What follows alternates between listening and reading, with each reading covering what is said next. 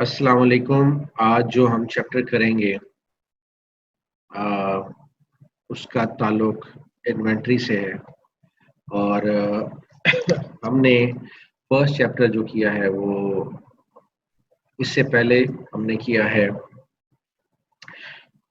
Cost of goods sold statement बनाना। तो cost of goods sold statement की second first item जो है हम लोग देखते हैं कि रॉ मटेरियल है। रॉ मटेरियल के बाद हम लोग वर्क इन प्रोसेस की इन्वेंट्री को देखते हैं और वर्क इन प्रोसेस की इन्वेंट्री के बाद हम देखते हैं फिनिश्ड गुड्स की इन्वेंट्री को। और इन तीनों का हम टोटल लेके तो हमें पता चलता है कि हमारी कॉस्ट ऑफ गुड्स सोल्ड कितनी है।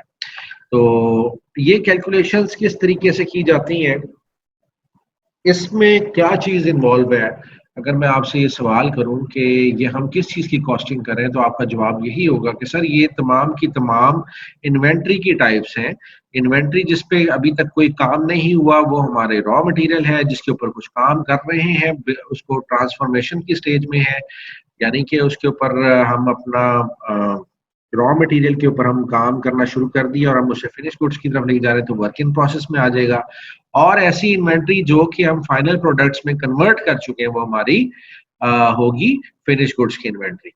तो ये इन्वेंट्री किस चीज की है, ये हमारे रॉ मटेरियल की है या मटेरियल की। हम कह लेते हैं कि मटेरियल को हम लोगों ने किस तरीके से उसकी कैलकुलेशन करनी है, आज हम ये सीखेंगे।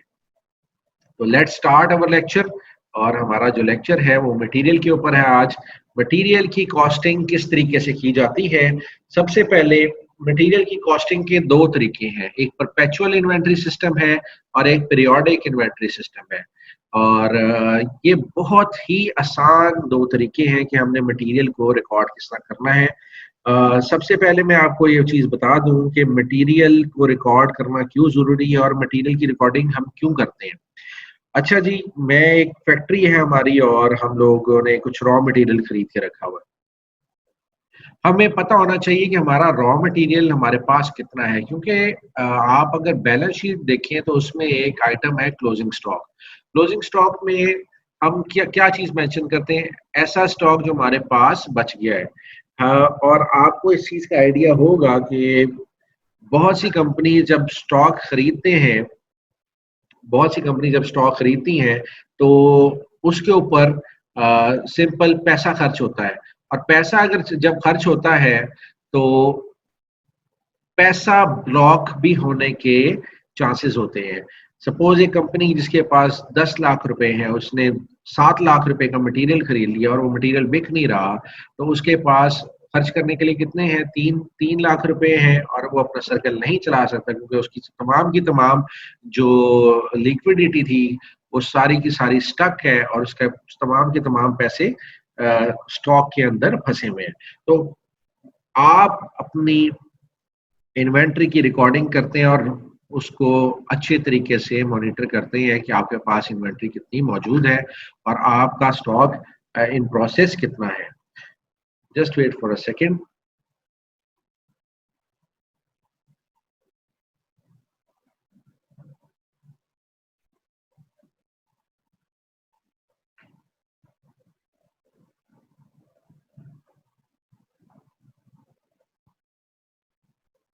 जी, तो हमें पता होना चाहिए कि हमारे पास कितना मटेरियल पड़ा है, हमें कितना मटेरियल परचेज करना है और कितना हमारा वर्क इन प्रोसेस में और कितना मटेरियल हमारा कन्वर्ट हो चुका हुआ है फिनिश गुड्स के अंदर।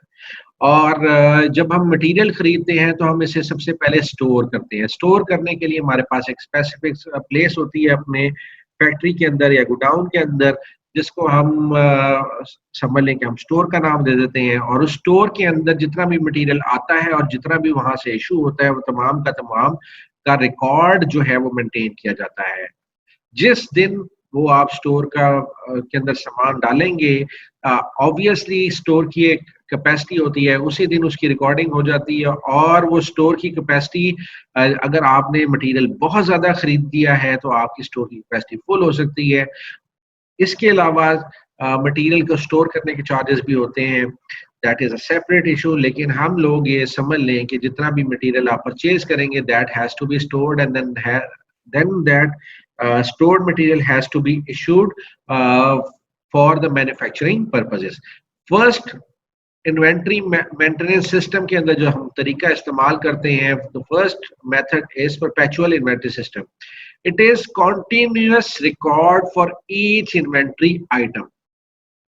इसमें अगर अभी हमने सिर्फ इसकी डेफिनेशन समझनी है, इसका तरीकाकार समझना है कि सपोज हमारा एक स्टोर है फैक्ट्री के अंदर, और फैक्ट्री परचेज करती है आज के दिन में 10 मशीन्स खरीदती है, और ये ऐसी मशीन है जो कि हमने इनके साथ और पुर्जे मिला के तो इसको हमने फिनिश गुड्स में बना लेना। सपोज ये रॉ मटेरियल के खाते में आती है मशीन, तो 10 मशीन हमने खरीदी, हमारे पास पहले से 15 मशीन पड़ी हुई थी, तो हमारे पास टोटल कितनी मशीन होनी चाहिए? हमारे पास 15 मशीन है।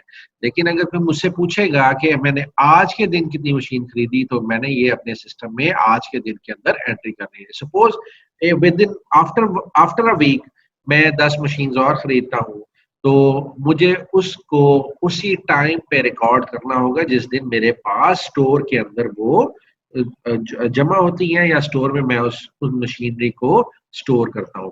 तो जब मैंने नेक्स्ट वीक में 10 मशीन और खरीदी, तो मेरे पास टोटल मशीन कितनी हो गई? 15 मेरे पास पहले पड़ी थी, 10 मैंने और खरीदी थी लास्ट वीक, और अब 10 मैंने और खरीद ली है, तो मेरे पास टोटल कितनी हो गई?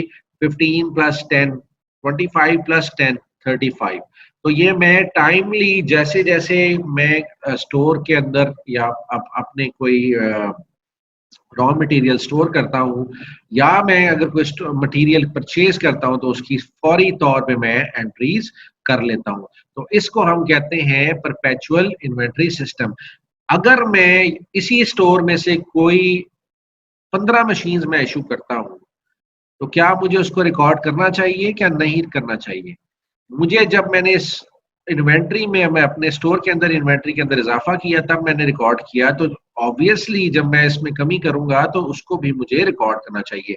तो जो स्टोर के अंदर रिसीव्ड होगा, मींस के रॉ मटेरियल खरीदती है कंपनी और स्टोर में स्टोर करती है गोडाउन के अंदर, उसको कहते हैं रिसीट्स, और जो स्टोर से इशू होता है, जो बाहर जाता है, उसको कहते हैं इशूज। तो रिसीट्स और इश्यूज के नाम से दोनों चीजें हम लोगों को समझ आनी चाहिए कि स्टोर में कोई चीज दाखिल होगी तो वो रिसीट होगी, स्टोर से कोई चीज बाहर निकलेगी तो वो इशू होगी।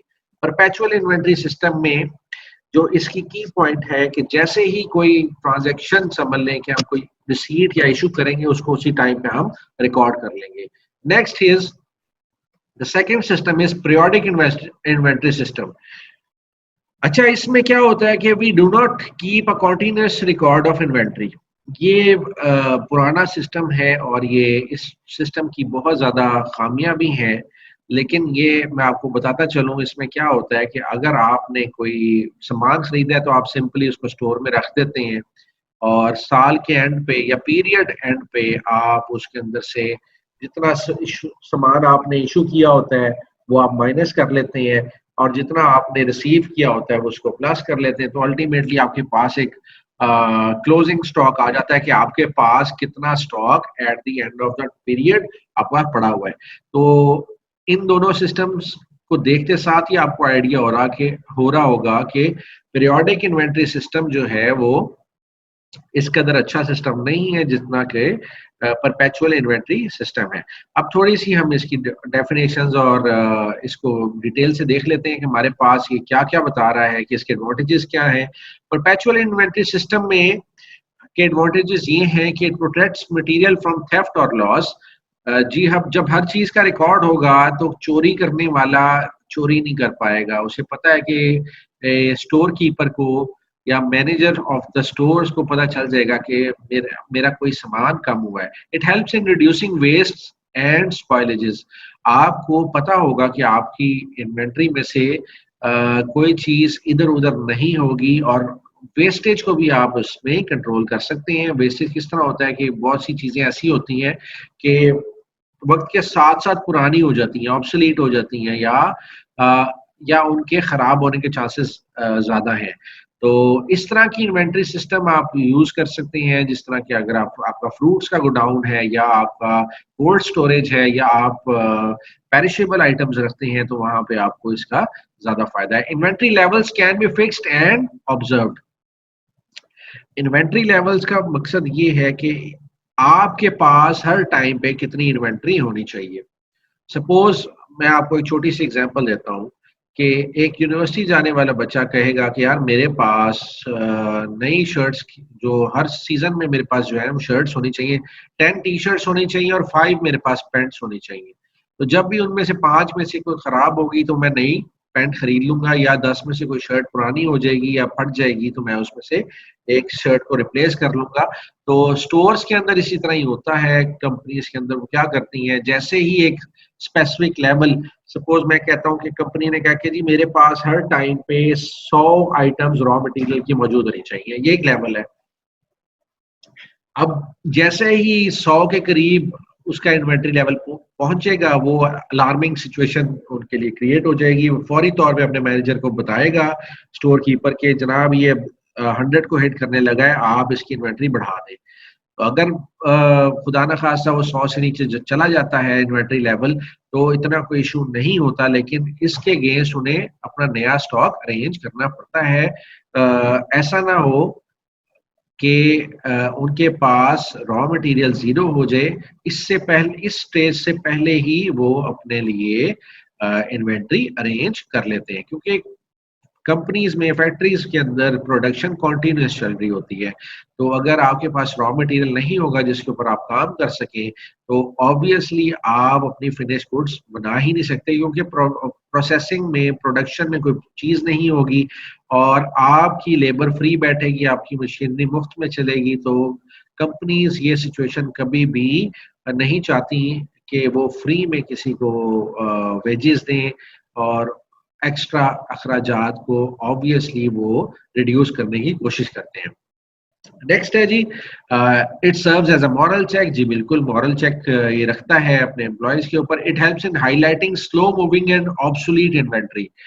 आपने जब परपेचुअल इन्वेंट्री सिस्टम के तहत आपने रिकॉर्डिंग की होगी, तो उसके अंदर क्या होगा कि आपने स्लो मूविंग आइटम्स का आपको पता चल जाएगा कि आपकी कौन सी ऐसी चीजें हैं जो कि सेल नहीं हो पा रही या निकल नहीं रही, आपके स्टोर से नहीं निकल रही। तो आपको पता चल जाएगा और आप पुश करेंगे कि वो जल्द अज जल्द आपके स्टोर से निकल के इस्तेमाल हो। It helps in frequent physical counting. और जब आपको पता है कि आपने परपेचुअल इन्वेंटरी सिस्टम मेंटेन करना है, तो उसके लिए फिर आप फ्रीक्वेंट फिजिकल काउंटिंग करेंगे कि आपकी आइटम्स जो आपने अपने रिकॉर्ड में लिखी हुई है, वो उनकी फिजिकल प्रेजेंस भी मौजूद है कि नहीं है, ताकि आप उसको चेक एंड बैलेंस करेंगे ना कि कहीं कोई आइटम इधर उधर तो नहीं हो गई और कोई चोरी तो नहीं हो गई। तो इसलिए आपको फ्रीक्वेंटली फिजिकल काउंटिंग करनी पड़ती है। इसके डिसएडवांटेजेस हैं, it is very complex. Obviously जब आपकी आइटम्स बहुत माइनर सी हो तो आपको फिजिकल काउंटिंग में बड़ी प्रॉब्लम आएगी। It is costly. जी बिल्कुल, आपको बंदे रखने पड़ेंगे और उनको फौरी तौर पे आपको पेमेंट करनी होती है, हर हर मंथ, सॉरी, आप उनके हर मंथ पेमेंट करेंगे। और ऑब्वियसली एचआर की काफी कॉस्ट है, कॉम्प्लेक्स कैलकुलेशंस आर रिक्वायर्ड। आपको कैलकुलेशंस भी करनी पड़ेंगी कि आपका लोएस्ट इन्वेंट्री लेवल कितना है, आपका हाईएस्ट इन्वेंट्री लेवल कितना होगा, और आपको कितना इन्वेंट्री लेवल मेंटेन करना पड़ेगा। Sufficient technical knowledge is also required कि आपका जो स्टॉक है आपने किस टाइप की कंडीशंस में उसको रखना है। आपकी ऐसी कंडीशंस होनी चाहिए जो कि फेवरेबल हो आपके स्टॉक की। ऑब्वियसली मैं सिर्फ ऐसी चीजों की बात नहीं कर रहा जो कि खराब ना हो, मैं ऐसी चीजों की बात कर रहा हूँ जिनका खराब होने का खदशा बहुत ज्यादा मौजूद है।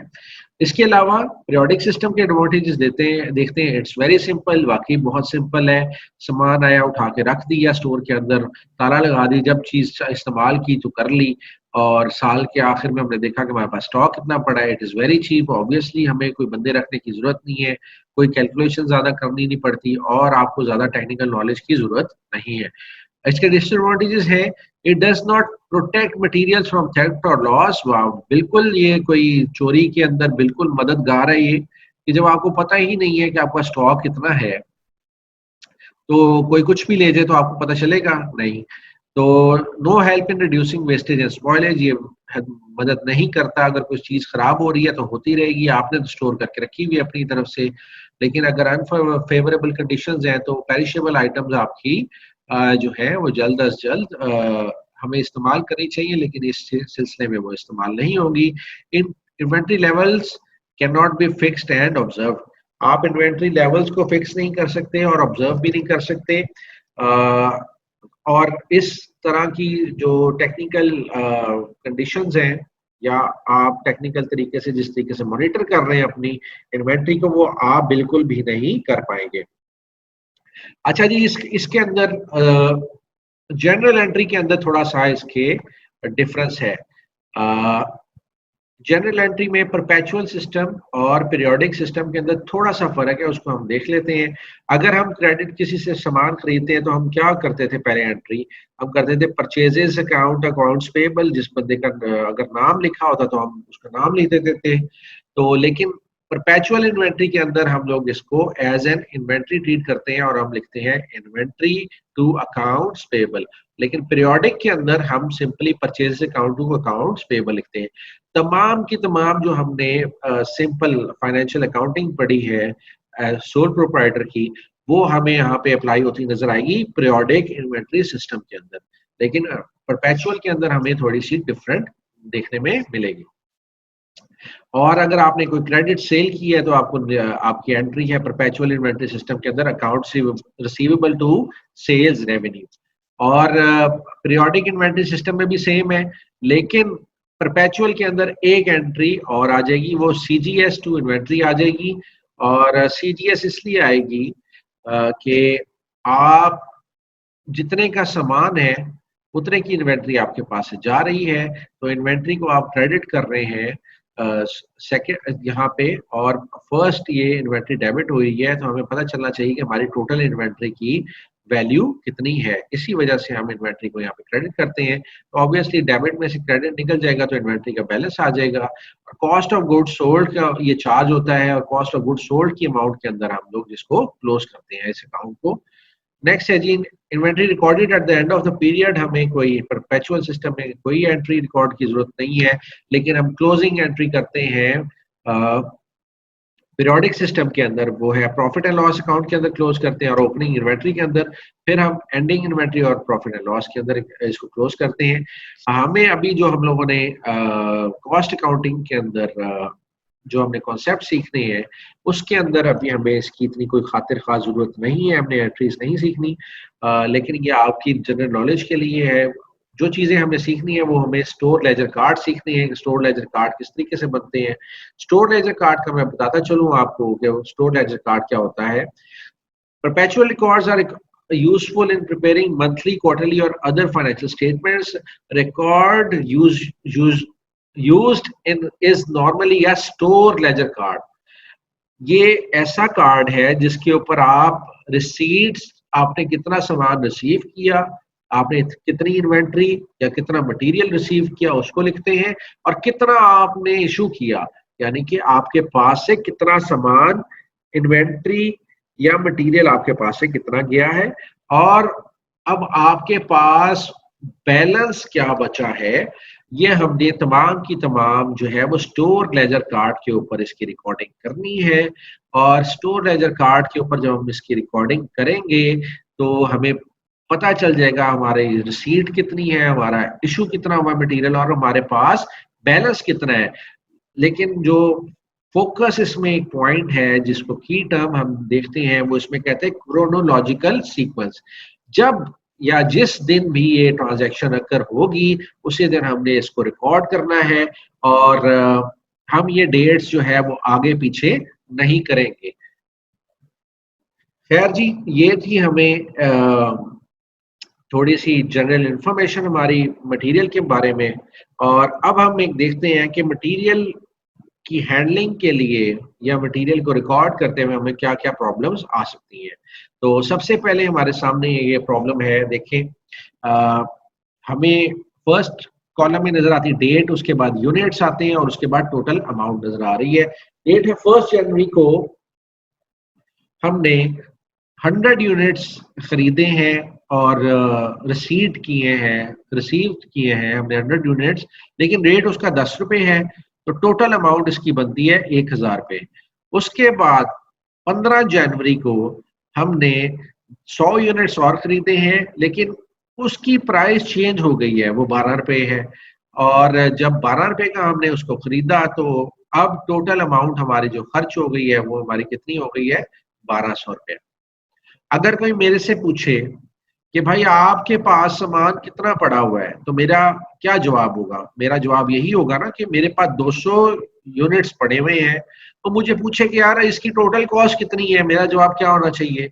मैं क्या करूंगा, 1000 को जमा करूंगा 1200 के साथ, और मैं बताऊंगा उसको कि मेरे पास 2200 रुपए के सामान पड़ा हुआ है, लेकिन ये 200 यूनिट है। वो मुझे पूछे भाई एक यूनिट की कॉस्ट किधर कितनी है, तो तब मेरे लिए परेशानी बन जाएगी कि मेरे एक यूनिट की कॉस्ट कितनी है, क्योंकि मेरे पास तो दो तरह के यूनिट्स है ना। एक यूनिट मैंने खरीदा है 10 रुपए के हिसाब से, और एक आइटम जो मैंने खरीदी है वो 12 रुपए के हिसाब से खरीदी है। सपोज ये दोनों जो आइटम्स हैं ये सेम आइटम है, मोस्टली ऐसा ही होता है कि सेम आइटम ही होती है। तो ये दोनों आइटम सेम है, लेकिन क्योंकि वक्त के साथ साथ प्राइस ऊपर नीचे हो जाती है, तो पहले मैंने 10 रुपए की खरीदी थी, अब मैंने 12 रुपए की खरीदी है। आइटम सेम है, 200 मेरे पास पड़ी हुई है, 2200 रुपए की मैंने इशू की है। अब मुझे आप ये बताएं कि एक यहाँ पे हमें नजर आ रहा है कि मैं उसकी एवरेज प्राइस ले लेता हूँ कि 2200 को डिवाइड किया मैंने 200 से, तो मेरे पास एवरेज प्राइस आ गई 11। लेकिन इशू ये आ जाता है कि अगर ये मैं एवरेज प्राइस ना लूं, यहाँ पे अगर हम एवरेज प्राइस लें तो इतना डिफरेंस नहीं है दोनों का, तकरीबन तमाम दोनों की प्राइस में 1 रुपए का फर्क है। और अल्टीमेटली क्योंकि 200 प्रोडक्ट्स हैं तो इतना कोई ज्यादा इसमें इशू नहीं आएगा। लेकिन इन प्रैक्टिकल टर्म्स कोई भी कंपनी जब सामान खरीदती है तो प्राइसेस के अंदर डिफरेंस बहुत ज्यादा आ जाता है, तो उसके अंदर हम फिर एवरेज प्राइस नहीं ले पाते। और अगर हम एवरेज प्राइस लेंगे तो उनकी जो तमाम की तमाम रिसीट्स जो है, फाइनेंशियल रिसीट्स जो ली होती हैं, तो वो टैली नहीं करेंगी। ऑडिटिंग में मसला आएगा, बहुत से प्रॉब्लम खड़े हो जाएंगे, इतने का सामान खरीदा था, इतने का रिकॉर्ड क्यों किया हुआ है। तो ये तो प्रॉब्लम्स आ रही हैं। अब मुझे आप ये बताएं कि अगर मैं 150 आइटम सेल करना चाहूँ तो अब मुझे क्या करना पड़ेगा? या सपोज मैं 100 आइटम्स, मुझे ऑर्डर आता है, मुझे 100 आइटम्स सेल करनी है, तो क्या मैं पहले 12 वाली सेल करूंगा या इशू करूंगा, सॉरी, या 10 वाली इशू करूंगा? 100 आइटम्स मुझे चाहिए, मैंने इशू करनी है, क्या मैं 10 वाली इशू करूं या मैं 12 वाली इशू करूं, या मैं दोनों का कॉम्बिनेशन मिला के 100 आइटम्स में से 50 आइटम्स ले लूं 10 वाली और 50 आइटम्स ले लूं 12 वाली? तो मुझे क्या करना चाहिए? यहाँ पे मेरे लिए एक प्रॉब्लम आ जाती है। और क्योंकि मुझे सिर्फ यहाँ पे ऑर्डर दिया जाता है कि आपने स्टॉक इशू करना है। जी बिल्कुल, कुछ कुछ का जवाब आएगा कि 10 वाली इशू कर दें, कुछ का जवाब आएगा कि 12 वाली इशू कर दें, कुछ का जवाब आएगा दोनों को मिला के इशू कर दें। अभी तो हमें सेम कॉस्ट पड़ रही है ना, हमें तो पता है कि 10 की खरीदी है, 12 की खरीदी है। सपोज यहाँ पे मैंने 10 आइटम्स खरीदी होती 10 रुपए के हिसाब से, और 100 आइटम्स खरीदी होती थी मैंने 12 रुपए के हिसाब से, 12 के बजाय मैंने 15 के हिसाब से खरीदी होती, तो फिर अब मुझे कितनी कौन सी आइटम्स इशू करनी पड़ती? क्या मुझे 10 रुपए वाली इशू करनी पड़ती या मुझे 15 रुपए वाली इशू करनी पड़ती? वहां पे हमारे लिए प्रॉब्लम आ जाएगी। तो जवाब आपका ठीक है इस सिनेरियो को लेके कि या तो 12 वाली इशू कर लें या तो 10 वाली इशू कर लें। तो क्योंकि हमारे पास प्राइस 2200 है और यूनिट्स जो है वो 200 है, तो हमारे लिए इतना कोई इशू नहीं है, हम लोग इसको मैनेज कर सकते हैं। लेकिन अब आगे चलते हैं, देखते हैं क्या कहते हैं। वो कहता है कि इसमें से हम सोल्ड कर देते हैं 150। हम जब ये 150 आइटम सेल करेंगे तो हमारे पास कितने आइटम्स बच जाएंगे? ठीक है, दो या तीन सिनेरियो है, क्या करें? फर्स्ट सिनेरियो में वो कहता है कि हमारे पास 50 items eight the rate of 10 बच गई हैं। इसका मतलब ये है कि हमने 15 जनवरी वाली आइटम्स 100 के 100 इशू कर दी हैं और 1 जनवरी की 50 आइटम्स मैंने इशू कर दी हैं। और मेरे पास अब जो स्टॉक में पड़ा हुआ है वो सिर्फ 1 जनवरी के 50 यूनिट्स मेरे पास पड़े हुए हैं, यानी 50 unit eight the rate of 10 rupees पड़े हुए हैं, जिसकी कुल मालियत बनती है 500। और दूसरा केस क्या बता रहा हूं मैं, दूसरा केस वो ये बता रहा है कि मैंने फर्स्ट जो रिसीव किया था स्टॉक, जो 1 जनवरी वाला है, वो मैंने सारा का सारा इशू कर दिया 100 के 100 यूनिट्स। और 15 जनवरी वाले स्टॉक में से जिसकी कीमत 12 रुपए थी, मैंने 50 आइटम्स इशू किए जिसकी कीमत बनती है 600 रुपया, और मेरे पास 600 रुपए का स्टॉक बच जाता है। अब तीसरी सिनेरियो ये है कि मैंने दोनों को मिला के उसकी एवरेज ली और दोनों में से ही मैंने स्टॉक इशू कर दिए। मैंने एवरेज प्राइस लिए, मैं पहले वाला करूं दूसरे वाला करूं, मेरे लिए एवरेज प्राइस है और मैंने एवरेज प्राइस के ऊपर इशू कर दिया। तो इसके तरीके से हमें पता चलता है कि there are 3 methods to record this inventory. तो जो पहला मेथड है जिसमें हमें कहा जाता है first in first out method, इसको कहा जाता है। ये अगर इसकी शॉर्ट टर्म देखें तो इसको कहते हैं हम फाइफो मेथड। फाइफो मेथड, उसके बाद सेकंड मेथड है जी हमारा लाइफो। लाइफो कहना है इसको, लीफो या फीफो नहीं कहना, ये स्पेसिफिक टर्म्स हैं LIFO and FIFO. LIFO is last in and first out. LIFO के अंदर हम लोगों ने जो सामान खरीदा है या स्टोर में इन किया है सबसे लेटेस्ट, जिस तरह की हमारी एग्जांपल थी कि हमारे पास 2 एंट्रीज थी, एक 1 जनवरी को थी और एक 15 जनवरी को थी। और हमें पता है कि लेटेस्ट कौन सी थी, वो 15 जनवरी वाली है। तो लाइफो के अंदर हम सबसे पहले लेटेस्ट जो स्टॉक हमने खरीदा है उसको इशू करेंगे और उसके बाद जो पुराना सामान हमारे पास पड़ा हुआ है उसको हम इशू करेंगे। Third method is weighted average method, और वेटेड एवरेज के अंदर हम लोग वेट लेके और उसकी कॉस्ट के साथ हमें कैलकुलेशन करते हैं, तो हमारे पास एक कॉस्ट आ जाती है। और ये तरीका मैं आपको तीनों तरीका जो है वो आज के आज ही सिखाऊंगा और इसकी हम प्रैक्टिस के लिए क्वेश्चंस आज देंगे। तो let's see what we have now. जी हमारे पास प्रॉब्लम थी, एवरेज कॉस्ट हमने यहाँ पे निकाल ली है। अब एक प्रॉब्लम है जो हमें यहाँ पे नजर आ रही है, इसको प्रॉब्लम को मैं आपको थोड़ा सा एक्सप्लेन करता हूँ, लेकिन आफ्टर द ब्रेक हम लोग जो सेकंड सेशन है उसके अंदर इसको प्रॉब्लम को सॉल्व करेंगे। Let me explain to you. James and Company is a manufacturing concern. Following is the receipts and issue record for the month of January 2002. ये जेम्स एंड कंपनी है, उसने receipts और इशू का record दिया है हमें अपना। ये इससे हमने अब क्या बनाना है, इससे हमने स्टोर लेजर कार्ड बनाने हैं। और स्टोर लेजर कार्ड किन तरीकों से बनाने हैं, हमने फाइफो से भी बनाना है, लाइफो से भी बनाना है, और एवरेज कॉस्ट मेथड या वेटेड एवरेज कॉस्ट मेथड से भी हमने बनाना है। तो 1 जनवरी को क्या है जी, 1 जनवरी को हमारा ओपनिंग बैलेंस है जी 50 एट द रेट ऑफ 40, यानी कि 50 यूनिट है और उनका रेट था 40 रुपीज के हिसाब से। ओपनिंग बैलेंस का मतलब ये है कि लास्ट ईयर के या लास्ट मंथ के हमारे पास क्लोजिंग स्टॉक पड़ा हुआ है और उसको हम एज अ बैलेंस यहाँ पे लिख देंगे। सेकंड है जी हमारे पास जनवरी 8 की ट्रांजैक्शन, 200 यूनिट्स हमने रिसीव्ड किए हैं एट द रेट ऑफ 50, और जनवरी 11 को जो, और ये ब्लैक के अंदर है वो रिसीट्स है, जो रेड के अंदर आइटम्स लिखी हुई है वो इशू की आइटम्स है। जनवरी 11 को हमने 60 यूनिट्स जो है वो इशू किए हैं, जनवरी 13 को हमने 150 यूनिट्स रिसीव किए हैं, जनवरी 18 को हमने 100 यूनिट्स रिसीव किए हैं और जनवरी 20 को हमने 150 यूनिट्स इशू किए हैं। तो ये था जी हमारा सवाल। इसमें से हमने लाइफो मेथड से भी हमने एंट्री करनी है, फाइफो से भी करनी है, और वेटेड एवरेज कॉस्ट मेथड से भी हमने इसके अंदर एंट्रीज करनी है। तो इसकी एंट्रीज करने के लिए आई विल जस्ट ओपन, हम एक्सेल खोल लेते हैं और एक्सेल के अंदर इसको फॉर्मेट को बनाते हैं। If you have any question you can write it down and I will answer you. Straight forwardly. अच्छा जी, अब मैंने यहाँ पे एक्सेल खोल लिया है, अब मुझे इसका फॉर्मेट बनाना है। तो फॉर्मेट में सबसे पहले मैंने डेट का कॉलम छोड़ा और डेट के बाद मैं इसको 1 2 3 4 5 6 7 8 9, ठीक है जी। ये था जी, मैंने इसको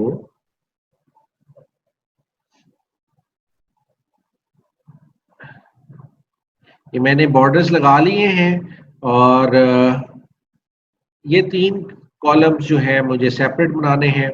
इसको मैं येलो कलर कर देता हूँ। इसके बाद ये 3 कॉलम जो है मुझे सेपरेट चाहिए है, इसको मैं सेपरेट कलर दे देता हूँ। और इसके बाद ये लास्ट 3 कॉलम्स मुझे सेपरेट चाहिए और इसको मैं एक सेपरेट नाम, ये कलर दे देता हूँ। और ये कलर है जी, मैं थोड़ा सा ग्रीनिश दे देता हूँ। अब ये 3 कॉलम्स हैं।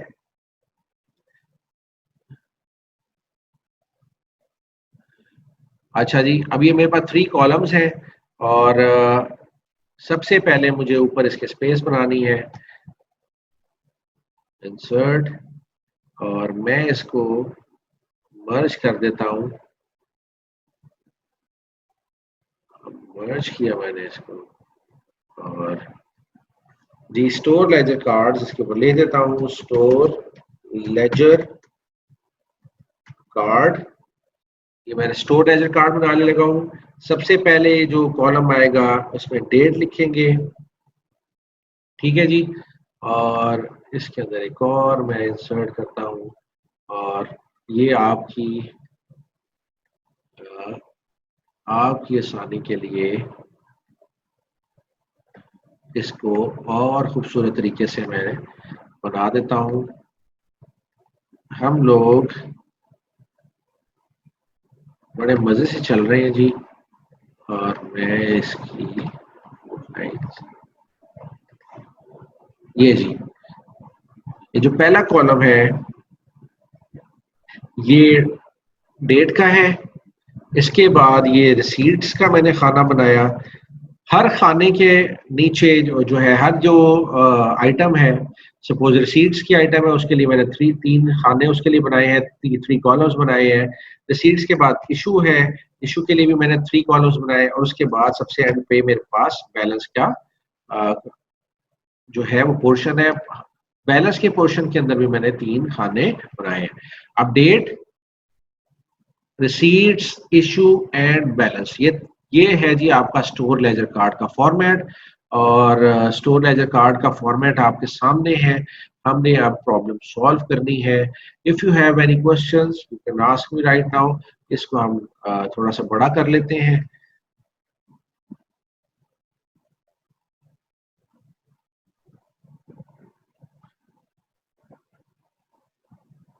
ठीक है जी, let's start solving the question. जी, तो स्टोर लेजर कार्ड हम लोगों ने बना लिया है। मैं इसके 3 फॉर्मेट्स आपके सामने बना लेता हूँ। कंट्रोल सी, इसको मैं यहाँ पे पेस्ट करता हूँ, कंट्रोल बी, ये कंपैरिजन करेंगे हम इसका। और एक हम यहाँ पे बना लेते हैं थर्ड, कंट्रोल बी। तो सवाल हल कर रहे हैं हम। स्टोर लेजर कार्ड है ये, दिस इज, ये हमारा लाइफो मेथड है जी। LIFO, sorry, FIFO, first in first out. उसके बाद हमारा लाइफो है जी, लास्ट इन फर्स्ट आउट। और उसके बाद हमारा थर्ड मेथड है जी वेटेड एवरेज मेथड। 3 मेथड्स हैं जी। हम लोग स्टार्ट करते हैं फाइफो से, first in and first out. तो उसके लिए मैं प्रॉब्लम खोल लेता हूँ। प्रॉब्लम मेरे सामने है जी, आप भी देख रहे हैं। हमारे सामने जो प्रॉब्लम है उसमें हमें बता रहा है कि फर्स्ट ऑफ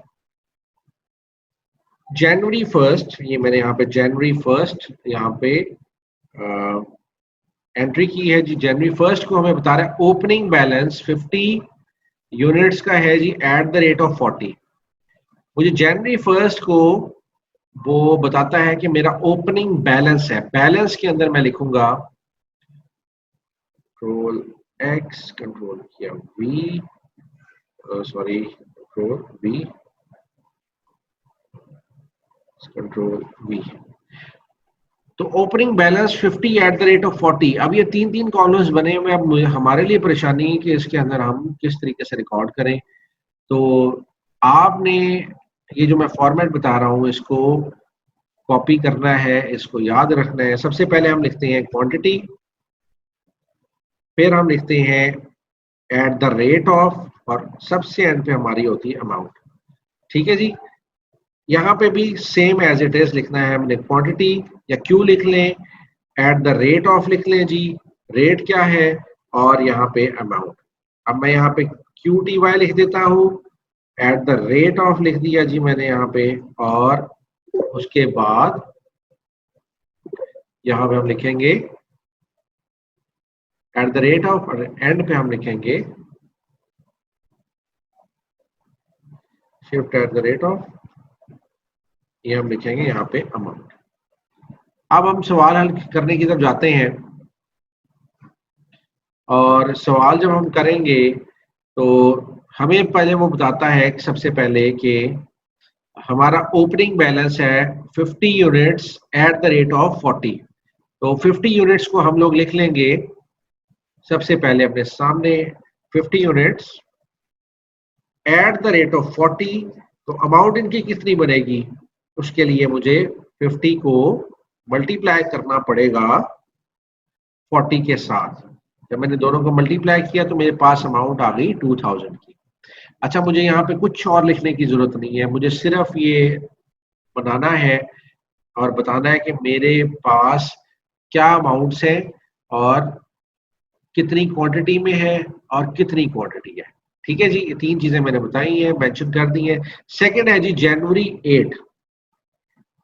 जनवरी 8 को मैंने क्या करना है, मुझे रिसीव्ड हुए हैं 200 units at the rate of 50 per unit. इसका मतलब है रिसीट का कॉलम मेरे सामने है, मैं रिसीट के अंदर क्वांटिटी कितनी आई है मेरे पास, मैं सिंपली 200 लिखूंगा।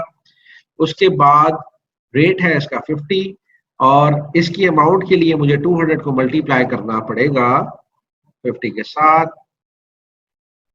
अब ये कोई मुश्किल है, ये बहुत आसान है। ठीक है, और यहाँ पे यहाँ तक तो अब एंट्री मेरी कंप्लीट हो गई।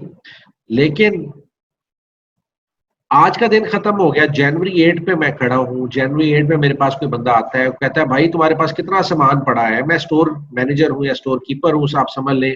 अब स्टोर कीपर से जाके हम क्या सवाल करेंगे, भाई तुम्हारे पास सामान कितना पड़ा है। वो कहेगा कि भाई मुझे अभी पता नहीं, मैं आपको कैलकुलेट करके बताता हूँ। तो क्या हम उससे ये जवाब एक्सपेक्ट करेंगे, उसका मैनेजर उससे ये जवाब एक्सपेक्ट करेगा? उसे कहेगा, वो मैनेजर उसे कहेगा भाई तुम्हारे पास सामान सुबह आया था, कल का सामान तुम्हारे पास टोटल पड़ा हुआ था और सुबह तुम्हारे ने सामान रिसीव किया है, अब शाम हो गई है, तो क्या तुम्हें इसका टोटल नहीं पता कि तुम्हारे पास क्या सामान पड़ा है? तो जो जबरदस्त किस्म का स्टोर मैनेजर होगा वो, या स्टोर कीपर होगा, वो कहेगा सर मैं आपको फौरी तौर पे वो स्टॉक की कंडीशन बता देगा। वो कैसे बताएगा, वो ये कॉलम देख के बताएगा। अब इस कॉलम को जनवरी 8 को मैं फिल कर रहा हूँ। मैं सबसे पहले वो आइटम्स लिखूंगा जो मेरे पास जनवरी 8 से पहले मौजूद थी। जनवरी 8 से पहले मेरे पास कौन सी आइटम्स मौजूद थी? मेरे पास मौजूद था 50 आइटम्स थी, उसका रेट था 40, और उसको टोटल क्या बनता है जी उसका, ये आइटम मेरे पास मौजूद है जनवरी 8 को भी, और ये मेरे पास पहले पड़ी हुई है। उसके बाद जो मैंने दोबारा जनवरी 8 को जो चीजें परचेज की हैं वो स्टॉक मेरे पास आया है, वो बैलेंस में मैं उसको सेकंड नंबर पे लिखूंगा, और वो बैलेंस में सेकंड अमाउंट कितनी बनती है 10,000 की। आज के दिन को मेरे से पूछेगा कि मेरे पास क्या स्टॉक पड़ा है, तो मैं उसको ये बता सकता हूँ कि मेरे पास स्टॉक जो है वो 50 आइटम्स पड़ी है 40 के रेट पे, और 200 आइटम पड़ी है 50 के रेट वाली। तो मेरे पास टोटल 12,000 का स्टॉक पड़ा है। ये एंट्री थी जी जनवरी 8 की। अब आ जाते हैं हम जनवरी 11। बहुत से स्टूडेंट्स ये गलती करते हैं कि वो जनवरी 8 की जो परचेजेज होती हैं या रसीट्स होती हैं उनको डायरेक्टली यहाँ पे लिख देते हैं। वो कहते हैं पिछली वाली एंट्री और ये वाली एंट्री जो है ये सेम ही है, तो हम उसको एक दफा ही लिख देते हैं। आपने ये गलती कभी नहीं करनी। जितना आपका बैलेंस आ रहा है वो बैलेंस एज इट इज आपने उसको कॉपी करना है, उसको पेस्ट करना है। उसके बाद आपने जो उस डे की रिसीट्स हैं उसको मेंशन करना है। अगर आप ये करेंगे तो आपका स्टोर लेजर कार्ड बेहतरीन बन जाएगा। रिमेंबर कि हम अभी फाइफो बना रहे हैं, first in first out.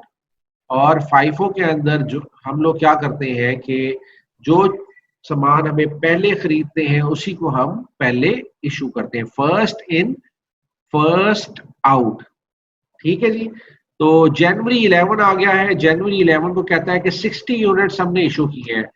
Surprisingly, आपके लिए सरप्राइजिंगली होगा कि इसने कोई रेट यहाँ पे नहीं दिया, लेकिन हमें पता है कि हम कौन सा मेथड इस्तेमाल करें। हम कौन सा मेथड इस्तेमाल कर रहे हैं? हम 5-4 मेथड इस्तेमाल करें, फर्स्ट इन फर्स्ट आउट। अब वो कहता है जी 60 यूनिट्स आपने इशू करने हैं। मैंने फौरी ठग करके 60 लिख लिया। अब मैंने क्या किया कि मैं अपना बैलेंस की तरफ देखता हूं तो मुझे नजर आता है कि 50 यूनिट पड़े हुए हैं जनवरी 1 फर्स्ट वाले, और 200 यूनिट पड़े हैं जनवरी 8 वाले। तो अब मैं ये 60 यूनिट्स कहाँ से निकालूं? मेरे लिए तो परेशानी हो गई। लेकिन हमने परेशान नहीं होना। हमें पता है फर्स्ट इन फर्स्ट आउट है। तो फर्स्ट इन में हम ये 50 के 50 जो स्टॉक पड़ा हुआ है पुराना, हम सबसे पहले इसको इशू करेंगे। ये कितना इशू किया? 50 लिखेंगे, 50 @ 40, और ये मैंने इशू कर दिया 2000। 50 इशू हो गया। टोटल मैंने कितना इशू करना था? मैंने इशू करना था 60 यूनिट्स। अब बैलेंस कितना रह गया? अब 10 यूनिट्स का बैलेंस रह गया। 10 को मैंने यहाँ पे मेंशन किया @50। अभी टोटल कितना बनता है? 5 50 इंटू 10 कितना बन गया जनाब? 500 हो गया टोटल। अब मेरे पास बैलेंस कितना पड़ा है? ये तो मैं फिनिश कर चुका हूँ 50 यूनिट्स। और अब मेरे पास 200 में से भी 10 कम हो चुके हैं, 10 यूनिट्स कम हो चुके हैं। तो मेरे पास बैलेंस कितना रह गया? मेरे पास बैलेंस रह गया 190 यूनिट्स का। उनका रेट कितना है? 50 का। और इनको हम टोटल करेंगे 190 यूनिट्स को, इसका रेट निकाल हमें पता है, हम रेट से मल्टीप्लाई करेंगे। तो अब मेरे पास 190 यूनिट्स @50 है, लेकिन उसका टोटल है मेरे पास 9500 का जो है मेरे पास इस टाइम पे बैलेंस स्टॉक मौजूद है। अगर आपको समझ नहीं आई तो आप ऐसा करें कि आप इस वीडियो को जो है रिवाइंड करके देख लें। और अगर आप रिवाइंड करके देखेंगे तो आपको ये तमाम की तमाम जो है वो बड़े अच्छे तरीके से समझ आ जाएगी। नेक्स्ट है जी जनवरी 13। जनवरी 13 को हमने क्या करना है? हमने 150 यूनिट्स रिसीव किए हैं, 150 यूनिट्स @60, और इसको हमने टोटल कर लिया। 150 multiply by 60 is equal to 9000। अब मैंने यहाँ पे क्या एंट्री करनी है? जल्दी से बताएं मुझे। सबसे पहले हम लिखेंगे पुराना स्टॉक 190 @50। तो टोटल कितना है? 9500। और उसके बाद 150 यूनिट्स @60 हम करेंगे, दैट इज 9000। तो हमने पुराना यूनिट्स पहले लिखे और जो नई रिसीट्स थी हमने उसको नीचे मेंशन कर दिया। जनवरी 13 को हमने ये एंट्रीज की हैं। अब आ गई जनवरी 18। जनवरी 18 को हम दोबारा रिसीव कर रहे हैं 100 units @75 per unit is equal to, इन दोनों को मल्टीप्लाई करेंगे। आता तो 7500 है, मुझे पता है, लेकिन हम लोग इसको इस तरीके से हमने मेंशन कर लिया। जब हमने ये मेंशन किया तो जनवरी 18 के एंड पे मेरे पास क्या क्या स्टॉक है? मेरे पास ये दोनों आइटम्स पड़ी हैं। इनको मैंने एज इट इज नीचे कॉपी पेस्ट किया, और जो आज की परचेजेस थी 100 @75, उसको भी मैंने लिख के आज क्या स्टॉक लिख दिया। अब क्योंकि हम यहाँ पे एक्सेल यूज कर रहे हैं, अगर आप चाहें तो ये आप पोर्शन अलग-अलग करके बना सकते हैं, यानी कि डबल लाइन का इस्तेमाल। आप उसको लाइन से जो है वो पोर्शंस सेपरेट कर सकते हैं। ताकि आपको आसानी हो जाए। जिस तरीके से मैंने ये कर दिया है, तो अब इसको मैं इस तरीके से भी इसको डिवाइड कर देता हूँ। दोनों पोर्शन मेरे सेपरेट हो गए और अब हम आसानी से देख सकते हैं कि डिफरेंट डेज के ऊपर क्या क्या स्टॉक जो है वो हमारे पास रिसीव हो रहा है और हमें क्या क्या यहाँ पे व्हाट्सएप में मैंने लिंक भेज दिया है बेटा, इसकी वीडियो अब यूट्यूब पे चली जाएगी, आप वहां से देख लीजिएगा। अच्छा जी, लास्ट में हम क्या करेंगे, लास्ट में जनवरी 18 के बाद हमारे पास जनवरी 20th आ गया है। जनवरी 20th को हमें कहता है वो कि आपने इशू किया है सामान कितना 150 यूनिट्स का। अब 150 यूनिट्स को मैंने यहाँ पे इशू करना है। हम मेथड इस्तेमाल कर रहे हैं फर्स्ट इन फर्स्ट आउट, यानी कि जो सबसे पहले हमने सामान खरीदा उसको हम सबसे पहले आउट करेंगे। तो 150 यूनिट्स देखिए हमारे पास पहले, सबसे पहले हमारे पास सामान कौन सा पड़ा है, हमारे पास पड़ा है 190 units at the rate of 50, 9500 का स्टॉक पड़ा हुआ है। अब अगर आप मुझसे पूछेंगे भाई आपने 150 यूनिट्स इशू करने हैं, तो मैं मेरे 150 यूनिट्स इसी में से पूरे हो जाएंगे 190 में से, मैं 150 यूनिट्स इशू कर देता हूँ 190 में से, और 150 इंटू 50 करेंगे हम, मल्टीप्लाई बाय 50, तो मेरे पास 7500 आ गया। अब कोई मुझसे सामान का स्टॉक, रिमेनिंग स्टॉक पूछे, तो रिमेनिंग स्टॉक मेरे पास 40 यूनिट्स पड़े हैं 50 के हिसाब से, तो ये बन गया 2000। और उसके बाद ये मेरे पास टोटल आ गए बकाया, और ये मैंने एंट्रीज अपनी कंप्लीट कर ली। ये मैंने कंप्लीट किया अपना यहाँ पे स्टोर लेजर कार्ड। अगर कोई मेरे से सवाल पूछे कि मैंने टोटल परचेजेस कितनी की है, टोटल परचेजेस कितनी की है, तो मैं यूनिट वाइज देख सकता हूं। इसको मैंने टोटल कर दिया, इसको मैं टोटल करता हूं कि मैंने कितने यूनिट्स परचेज किए। ये मैं आपको थोड़ी सी एक्स्ट्रा वर्किंग सिखा रहा हूं, क्योंकि ये जो वर्किंग है हमें नेक्स्ट लेक्चर में काम आएगी, तो इसको हम सीख लेते हैं। मैंने इसको ऑटो सम कर दिया।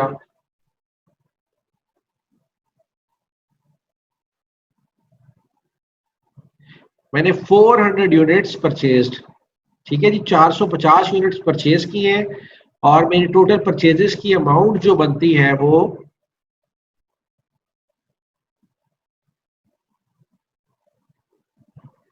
टोटल परचेजेस की अमाउंट बनती है मेरी 26,500 की मैंने परचेजेस की हैं। उसके बाद अगर कोई पूछे कि आपने इशू कितना सामान किया है, तो मैं इस कॉलम को ऑटो सम करता हूं, तो 210 यूनिट्स मैंने इशू किए हैं, और इसके अलावा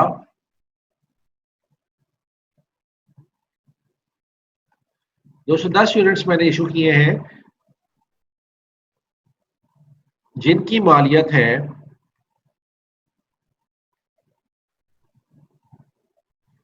10,000 रुपये। और उसके बाद मैं सिंपली क्या करूंगा कि इस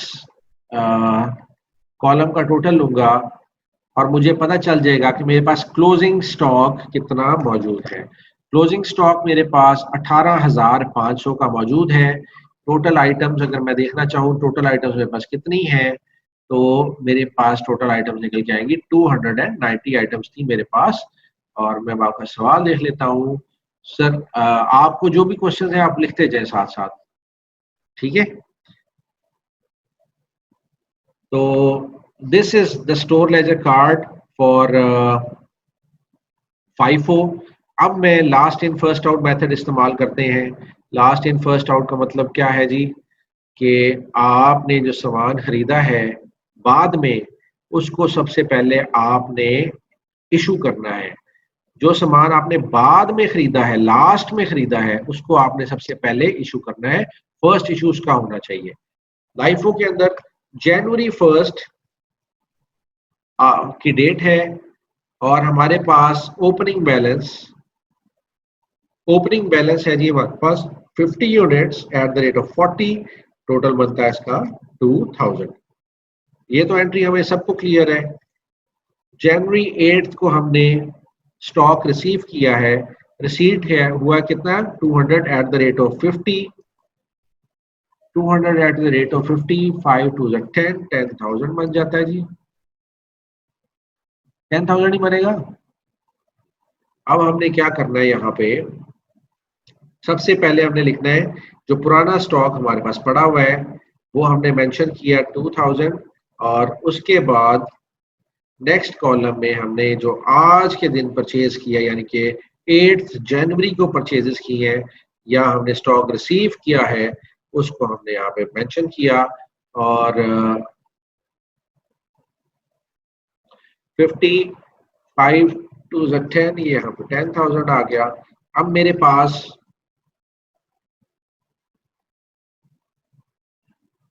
स्टॉक का पता है मुझे कि 10 तारीख को हमारे पास कितना स्टॉक है,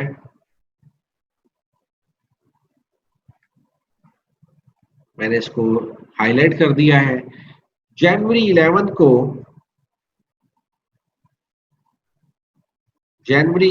को, नेक्स्ट डेट को, अब वो कहता है कि हमने 60 यूनिट्स इशू करने हैं। रिमेंबर के हम बना रहे हैं last in first out. Last का मतलब है लास्ट में जो सामान खरीदा है, जो सबसे लेटेस्ट सामान खरीदा है, सबसे पहले उसको यूटिलाइज करना है, सबसे पहले उसको इशू करना है। तो हमें पता है कि लास्ट में हमारा कितना सामान हमने खरीदा था, वो हमने 200 खरीदा था, उसका रेट था 50 और 10,000 का हमने सामान खरीदा था, तो 60 मुझे इशू करने हैं। तो 60 मैं इशू 200 में से कर सकता हूँ, 60 इंटू 50, 5 6 5 3000, और 3000 का मैंने सामान इशू किया। अब मेरे पास बैलेंस कितना पड़ा है, बैलेंस में मैं सबसे पहले वो आइटम लिखूंगा जो मेरे पास पहले मौजूद होगी 2000, और अब मेरे पास 200 में से कितने आइटम्स बचे, 140 आइटम्स बच के एट द रेट ऑफ कितना 50 इक्वल टू, हम कर लेते हैं इसका टोटल निकाल लेते हैं एट द रेट ऑफ 50, तो मेरे पास आ गया 7,000 का सामान मेरे पास अब मौजूद है। और ये था जी इसका डिफरेंट तरीका। फाइफो में हम लोग पहले 50 आइटम्स यूटिलाइज करेंगे, सेल करेंगे, और 10 आइटम्स लेंगे हम 200 में से, तो 190 आइटम्स हमारे पास बच जाएंगे। लेकिन लाइफो में last in first out method है, हम लोग यूटिलाइज करेंगे 200 सबसे पहले, 200 में से हमने 60 इशू किया, तो हमारे पास रिमेनिंग कितने आइटम्स रह गए, हमारे पास 50 आइटम जो पहले मौजूद थे, उसके बाद हमारे पास 140 आइटम जो कि हमने 200 में से बच गए, वो हमने यहाँ पे रिकॉर्ड किए। अब जनवरी 13 आ गई जी, जनवरी 13 को हमने रिसीव किए 150 units at the rate of 60, क्या रेट है जी 60, और इसका टोटल कितना बनता है जी 150 इंटू 150 को हम जब 60 से मल्टीप्लाई करेंगे हमारे पास 9,000 बनेगा। 9,000 का स्टॉक हमने रिसीव किया है। अब हम क्या करेंगे, सिंपल हम लोगों ने इसका बैलेंस बनाना है, तो कंट्रोल सी, सबसे पहले ये आइटम्स आएंगी और उसके बाद हम लोग आइटम जो है 150 एट द रेट ऑफ 60 लिखेंगे, तो ये टोटल 9,000 की आइटम भी हमारे पास आ जाएगी। और अब मैं अगर इसको एक सेपरेट करना चाहूँ तो मैं इसको सेपरेट भी कर देता हूँ। ये मैंने इस पूरे हिस्से को सेपरेट कर दिया।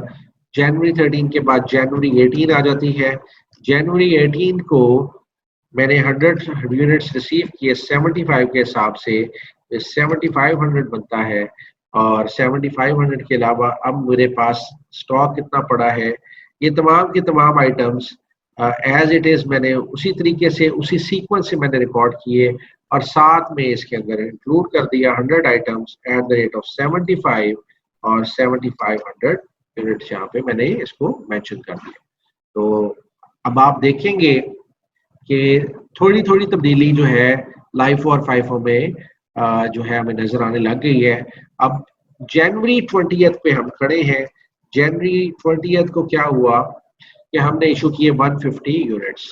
हमने 150 यूनिट्स जब इशू किए तो हम देखते हैं लास्ट में आइटम हमारे पास 100 है और उसके बाद 150 है, क्योंकि हम शुरू के आइटम्स नहीं देखेंगे, हम जो लास्ट में जो रिसीव किए हम सबसे पहले उसको इशू करेंगे। तो हम 100 यूनिट्स को इशू करते हैं 75 के हिसाब से, 7500 के हमारे यूनिट्स निकल गए, लेकिन हमने टोटल यूनिट्स कितने इशू किए थे 150। तो 50 यूनिट्स हम कहाँ से लेंगे? 60 वाले में से, स्टॉक में से लेंगे। 100 इंटू 50 इंटू 60 किया तो 3000 बन गया हमारे पास। 6 5 30, 33,000 आ गया हमारे पास। और हम लोगों ने यहाँ पे इसको मेंशन कर दिया। अब जो पुराना स्टॉक है हमारे पास कितना पड़ा हुआ है जी? कंट्रोल सी मैंने किया जी, उसी तरीके से वही सीक्वेंस है पुराना, हमने उसको उसी तरीके से मेंशन किया। सबसे पहला वाला स्टॉक हमने इधर मेंशन किया, उसके बाद जो परचेज किया था वो हमने यहाँ पे मेंशन किया। अब ये 150 में से हमारे पास से कितना सामान चला गया? 50 चला गया, हमारे पास कितना रह गया? 100 एट द रेट ऑफ 60। तो यहाँ पे हमारे पास 6000 का सामान रह गया। अब हम ये यहाँ पे हमारा टोटल बन गया है, और इसको हम लोग हाईलाइट कर देते हैं।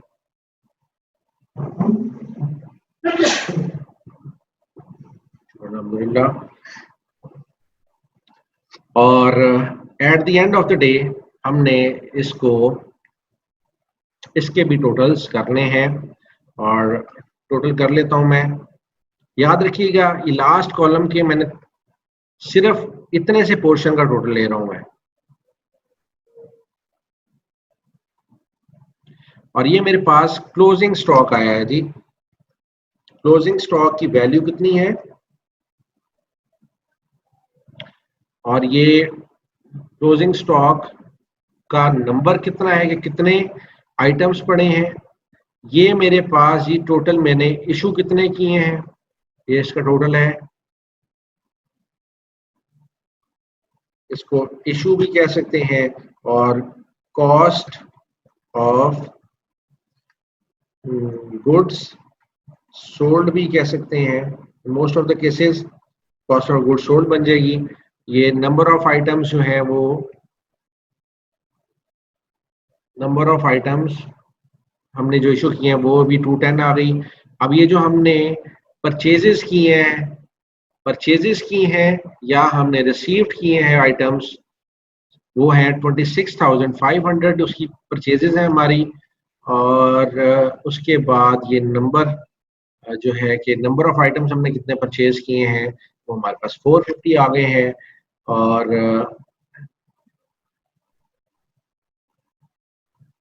लाइफो में भी हमने लास्ट पूरे कॉलम का कॉलम का टोटल नहीं लेना, हमने सिर्फ इतने से पोर्शन का टोटल लेना है। 2000 प्लस 7000 प्लस 6000। और लाइफो में भी मैं फाइफो में भी दिखा देता हूँ आपको कि हमने 2000 प्लस 9 11,000 हो गया, 11 प्लस 7500 हो गया 18,500। This is the column which we have to take a total of. और इसको मैं ब्लू कर देता हूँ यहाँ पे, और इसको भी मैं ब्लू कर देता हूँ ताकि हमारी जो कंफ्यूजन है वो दूर हो जाए। ठीक है। और ये था जी हमारे पास लाइफो मेथड। लाइफो के बाद third method is our store ledger card का थर्ड मेथड है जी हमारा weighted average cost method, weighted average method. Weighted average method भी जी बहुत आसान है, ये बहुत ही आसान है। और इसमें हमने क्या करना है, जनवरी 1 हमने उसी तरीके से रिकॉर्ड किया अपना बैलेंसेस। फर्स्ट आइटम हमने खरीदी 50 की एट द रेट ऑफ 40, ये हमारा बन गया टोटल 2000। 5 4 20, जनवरी 1 हो गया जी। जनवरी 8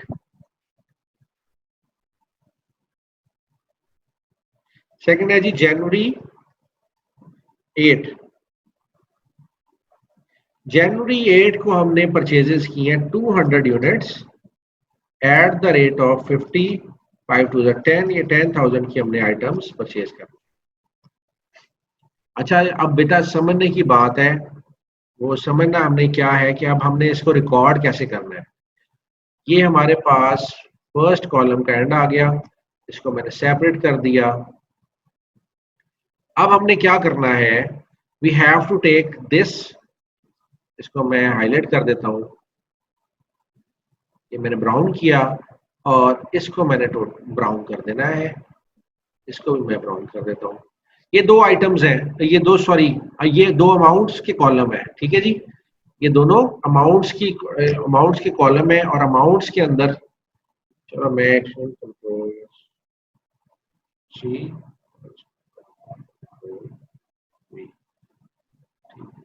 इसको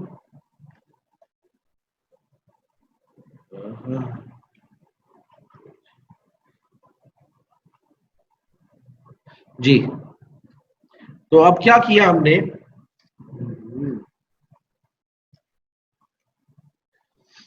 quantity eight the rate of amount, थोड़ा सा आपको एक्सप्लेन करने में जो है वो बाज़ औक़ात कुछ चीज़ें रह जाती हैं, लेकिन आपको समझाने के लिए हमें हर चीज़ जो है वो पूरी की पूरी करनी पड़ेगी, ताकि आप लोग कहीं पे गलती ना करें।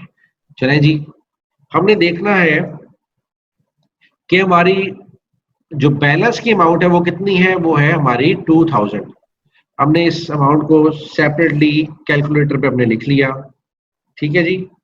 मैं आपको इज इक्वल टू बता देता हूँ, ये कितनी है जी, इज इक्वल टू 2000, और इस अमाउंट में हमने ऐड करना है किस अमाउंट को, ये जो ब्राउन किया मैंने 10,000 को, मैंने इस अमाउंट को ऐड कर दिया।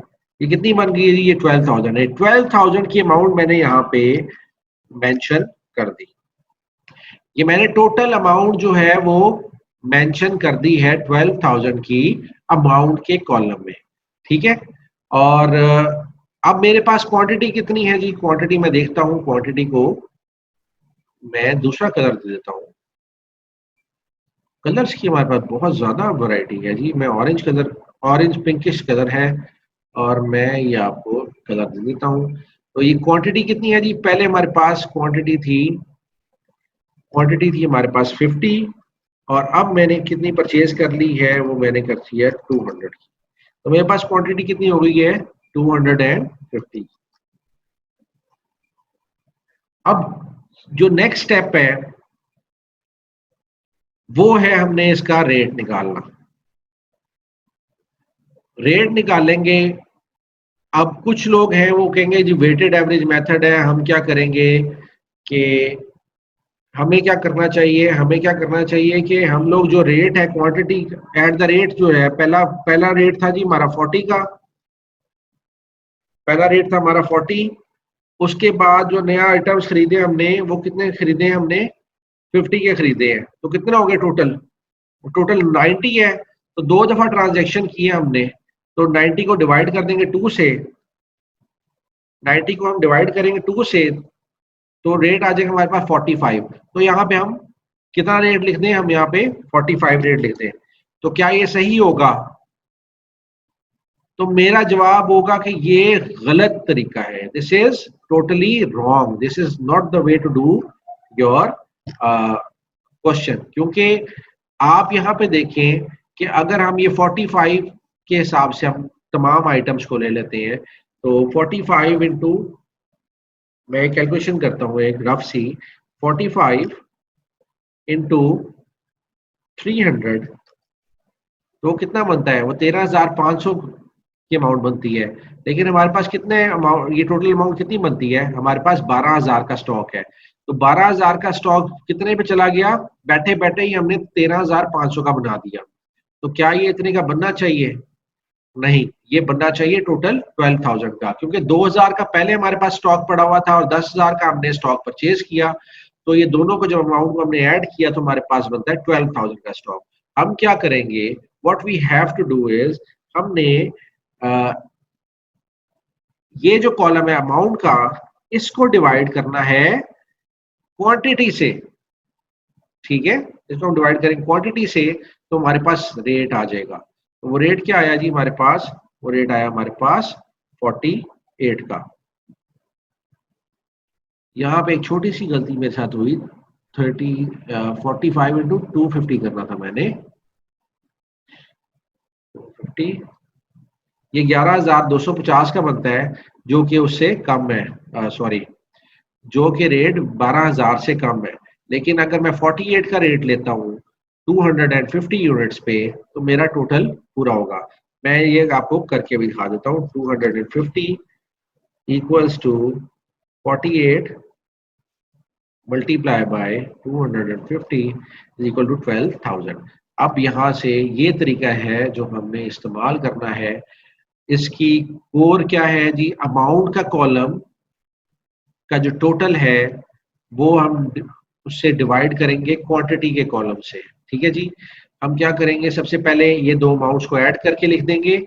उसके बाद ये जो क्वांटिटीज हमने बैलेंस की और परचेज की है, इन दोनों को ऐड करके हम लोग मेंशन कर देंगे, तो हमारे पास अमाउंट आ जाएगी, क्वांटिटी आ जाएगी, और अमाउंट के कॉलम को हम डिवाइड कर देंगे क्वांटिटी से। अब ये जल्दी से हम सवाल हल करते हैं, और क्योंकि हमारे पास टाइम थोड़ा शॉर्ट है, तो let us just complete this question. हम लोग इस सवाल को हल करें और जल्दी जल्दी से हम लोग सवाल को कंप्लीट करते हैं। जनवरी 8 के बाद जनवरी 11 का ट्रांजैक्शन आ जाती है। जनवरी 11 को हमने 60 यूनिट्स इशू करने हैं। हमारे पास 250 आइटम्स हैं, रेट उसका 48 है, तो हम कितने पे इशू करेंगे? हम 48 पे इशू करेंगे। इक्वल्स टू हम क्या करेंगे कि 60 मल्टीप्लाई बाय 48, तो सिंपली हमारे पास 2880 आ गया, और हमारे पास कितने आइटम्स बच गए? 190 इंटू 48 है, उसका बैलेंस लिख देंगे हम, इसको मल्टीप्लाई करेंगे 48 के साथ, और हमारे पास 9120 का बैलेंस आ गया। और इसको हम लोग सेपरेट इसको हाईलाइट कर सकते हैं। ठीक है जी। जनवरी 11 के बाद जनवरी 13 आ गया। जनवरी 13 को हमने परचेज किए 150 units at the rate of 60, और इसका टोटल कितना बनता है? 150 मल्टीप्लाई बाय 60, तो हमारे पास 9000 है। अब हमने क्या करना है, यहाँ पे अमाउंट क्या लिखनी है, मैं आपको लिख के दिखाता हूँ। इज इक्वल टू 9120 प्लस 9000, ये कितना बन गया? 18120। और यहाँ पे क्या अमाउंट आनी है? 190 प्लस 150, ये बन गया कितना? 340। अब यहाँ पे क्या अमाउंट आएगी? यहाँ पे अमाउंट आएगी is equal to 18,120 divided by 340, तो 53.29 जो है इसका रेट नया निकल के आया है। मैं आपको हाईलाइट भी कर देता हूँ कि हमने कौन कौन सी आइटम्स जो हैं वो कहाँ कहाँ इस्तेमाल की है। 9120 को ऐड किया हमने 9000 के साथ, और 150 के साथ हमने ऐड किया है 150 के साथ हमने ऐड किया है 190 को, तो मेरे पास ये 340 की अमाउंट आ गई है। ठीक है जी। और फिर हमने 18,120 को डिवाइड किया 340 के साथ, तो मेरे पास जो रेट आया 53.29 आ गया है। जनवरी 13 के बाद जनवरी हम पहुंच गए 18 के ऊपर। जनवरी 18 के ऊपर हमने 100 यूनिट्स रिसीव किए एट द रेट ऑफ 75, ये 7500 के हैं।